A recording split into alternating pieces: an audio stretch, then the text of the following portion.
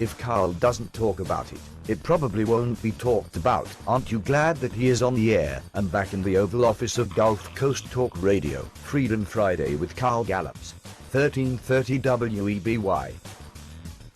All right, folks, welcome back. America and Gulf Coast Freedom Friday. Carl Gallups. Listen, Mike Shoesmith, our Toronto, Canada correspondent, with us today, of course. Mike, listen, I want to talk about this Islamic and Catholic connection. You've got a lot of scoop on that as well, stuff people aren't going to hear on Fox News or anywhere else. So I want you to talk about that. But before we do, while we were off the air there for a moment, you and I were on the phone, and you brought up China's reaction to the Sandy Hook shooting and China's reaction to U.S. gun control. Now, in light of China maybe having a reported alleged military base just 50 miles south of the Texas border in Mexico, tell us what you know about China and U.S. gun control. Well, I didn't write any names down or anything like that. This is, you guys just have to trust my word on this, but and I'm sure I'm not the only one who heard this, but we reported on this on the blog also that China, in response to Sandy Hook, released an official statement calling on the American government to disarm its members, to disarm its citizens. Yeah.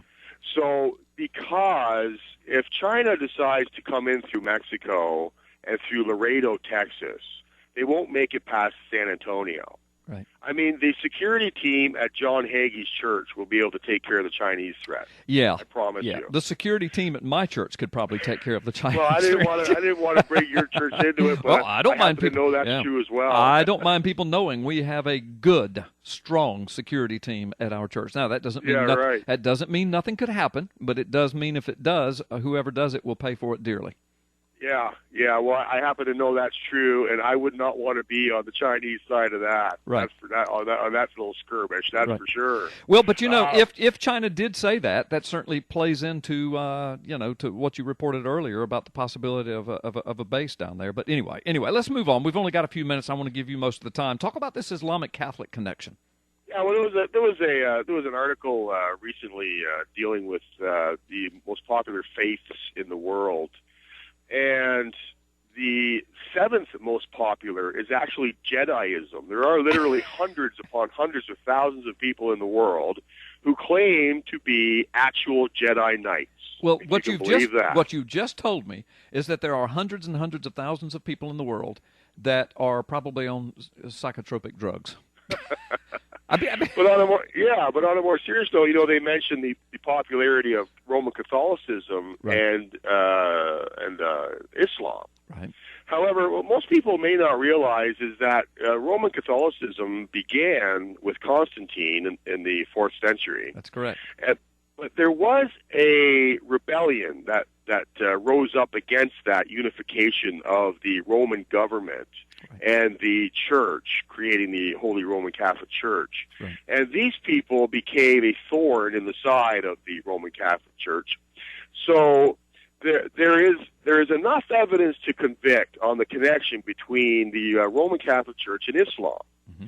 It appears, and we're going to publish an article on this probably this week, it appears to be that as a result of the rebellion against the connection of the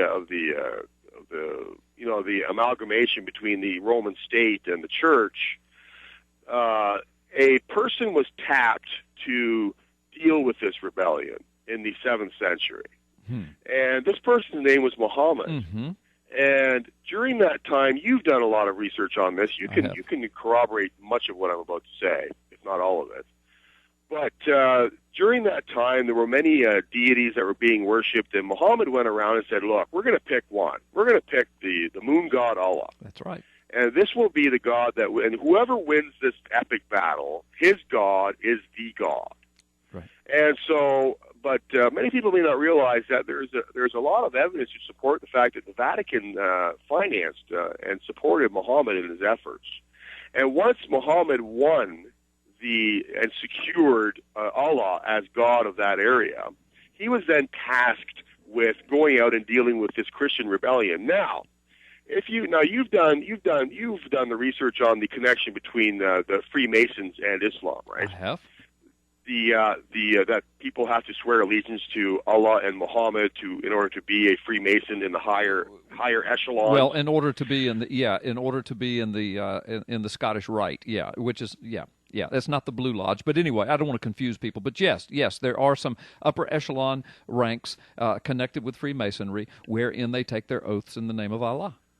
And if you look at a Shriner's hat, yep. So the Shriners are the Masons' playground. You have to be a high-level Mason to join, et cetera, et cetera, et cetera. If you look at the fez, which is the Shriner's hat, it's red. It has the sword of Islam on it. Yes. And it's called a scimitar. The reason it's red is because when Muhammad was told to, when he told his followers after defeating all of the other pagan gods, when he told his followers to go out and slaughter the Christian rebellion on behalf of the Vatican, I know this is going to anger a lot of people, on behalf of the Vatican to quell the uprising against the amalgamation between the Holy Roman, the Roman government and the Church, Muhammad told his followers to dip their hats in the blood of these Christians and bring them back to him for their reward, which is why the Shriners' hats are red. Now that is a disgusting reality of history, folks, and so that is the Islam is often referred to in certain circles as the sword of the Vatican. Think about this now. We have if you're going to look at the stats, you almost have to include Islam in the Roman Catholic grouping here. Yeah. But Islam has reached its peak according to prophecy. It is now at a quarter of the world's population. And so it will not grow any further in my estimation. Some people may not agree with that Islam will take over the world. It will not. It has reached its peak now.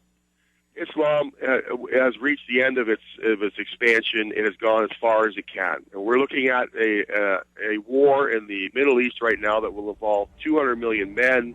That number has been reached in the Middle East, and that number, out of that number, 1/3 will be killed in the Sixth Trumpet Battle, which is imminent.